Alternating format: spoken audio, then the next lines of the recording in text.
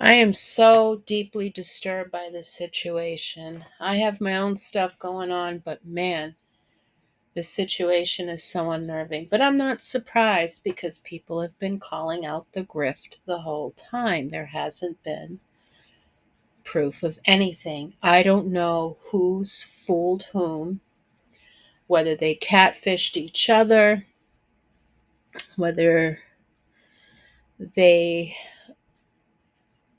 put this grift together, whether it was Chantal's idea or it was Salah's idea. I don't know.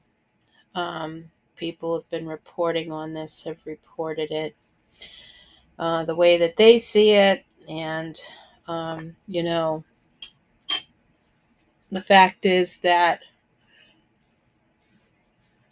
Foodie Beauty is essentially allowing Salah to hold the bag on this, so to speak, and that this whole grift was self serving on Foodie Beauty, that she had no intention of helping any organization because she has no concept of animal rights, human rights,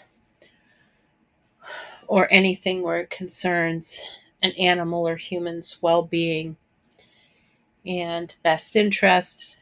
Everything that she does is self serving. And this seems like it shows that directly.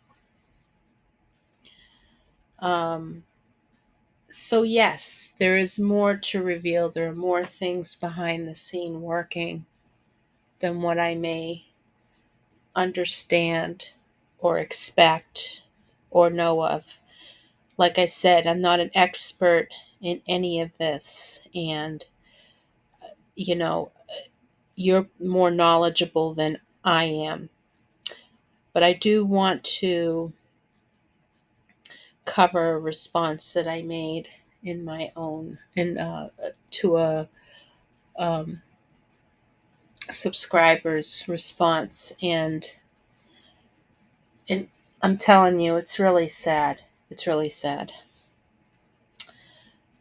So I do agree that there's a lot happening that will eventually come to light and be addressed. It usually is in these situations. What really gets me is the irreparable harm she's caused. The way she's treated people is appalling, violating their rights and their sensibilities.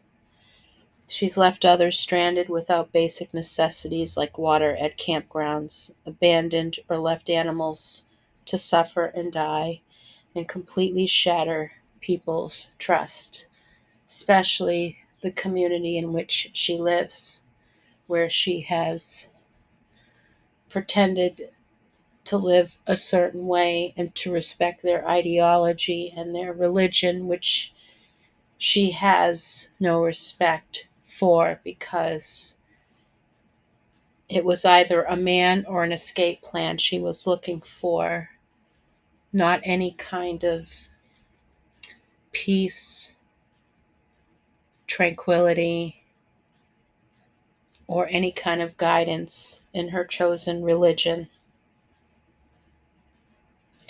On top of all of that, she's ruined her own health beyond repair. That's incredibly sad.